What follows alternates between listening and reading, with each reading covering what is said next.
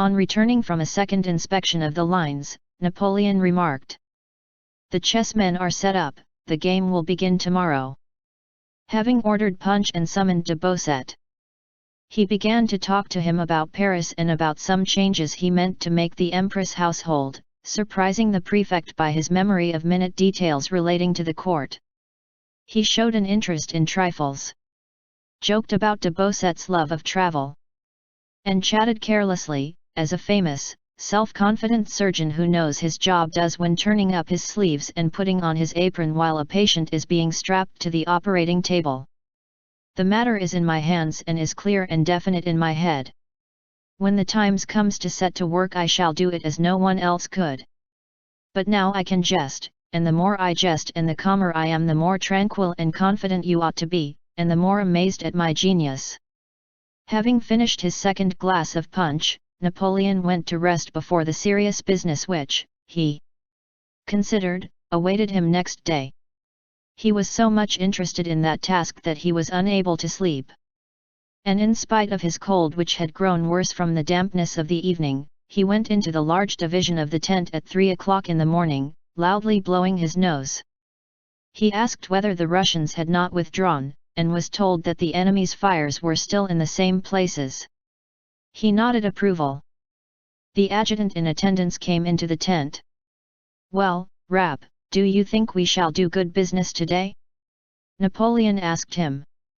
"Without doubt, sire," replied Rapp. Napoleon looked at him. "Do you remember, sire, what you did me the honor to say at Smolensk?" continued Rapp. "The wine is drawn and must be drunk." Napoleon frowned and sat silent for a long time, leaning his head on his hand. "This poor army," he suddenly remarked. "It has diminished greatly since Smolensk. Fortune is frankly a courtesan, Rapp. I have always said so and I am beginning to experience it." "But the guards, Rapp, the guards are intact?" he remarked interrogatively. "Yes, sire," replied Rapp. Napoleon took a lozenge, put it in his mouth, and glanced at his watch. He was not sleepy and it was still not nearly morning. It was impossible to give further orders for the sake of killing time, for the orders had all been given and were now being executed. "Have the biscuits and rice been served out to the regiments of the guards?" asked Napoleon sternly. "Yes, sire." "The rice too?" Rapp replied that he had given the emperor's order about the rice, but Napoleon shook his head in dissatisfaction as if not believing that his order had been executed. An attendant came in with punch. Napoleon ordered another glass to be brought for Rapp, and silently sipped his own. "I have neither taste nor smell," he remarked, sniffing at his glass. "This cold is tiresome. They talk about medicine. What is the good of medicine when it can't cure a cold? Corvisart gave me these lozenges but they don't help at all. What can doctors cure?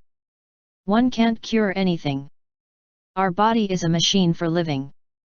It is organized for that, it is its nature.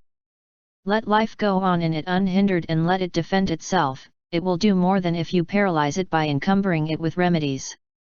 Our body is like a perfect watch that should go for a certain time. Watchmaker cannot open it, he can only adjust it by fumbling, and that blindfold. Yes, our body is just a machine for living, that is all." And having entered on the path of definition, of which he was fond, Napoleon suddenly and unexpectedly gave a new one. "Do you know, Rapp, what military art is?" asked he.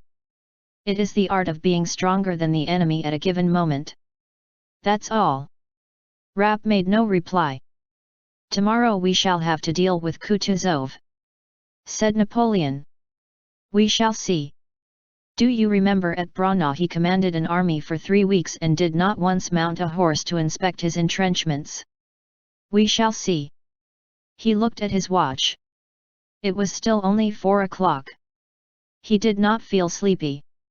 The punch was finished and there was still nothing to do. He rose, walked to and fro, put on a warm overcoat and a hat, and went out of the tent. The night was dark and damp, a scarcely perceptible moisture was descending from above. Nearby, the campfires were dimly burning among the French guards, and in the distance those of the Russian line shone through the smoke. The weather was calm, and the rustle and tramp of the French troops already beginning to move to take up their positions were clearly audible. Napoleon walked about in front of his tent, looked at the fires and listened to these sounds. And as he was passing a tall guardsman in a shaggy cap, who was standing sentinel before his tent and had drawn himself up like a black pillar at sight of the emperor, Napoleon stopped in front of him. "What year did you enter the service?" he asked with that affectation of military bluntness and geniality with which he always addressed the soldiers. The man answered the question. "Ah! One of the old ones. Has your regiment had its rice?" "It has, your Majesty."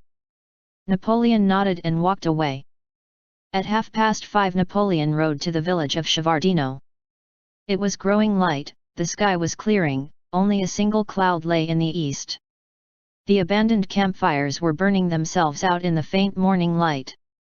On the right a single deep report of a cannon resounded and died away in the prevailing silence. Some minutes passed. A second and a third report shook the air, then a fourth and a fifth boomed solemnly nearby on the right. The first shots had not yet ceased to reverberate before others rang out, and yet more were heard mingling with and overtaking one another. Napoleon with his suite rode up to the Shavardino redoubt where he dismounted. The game had begun.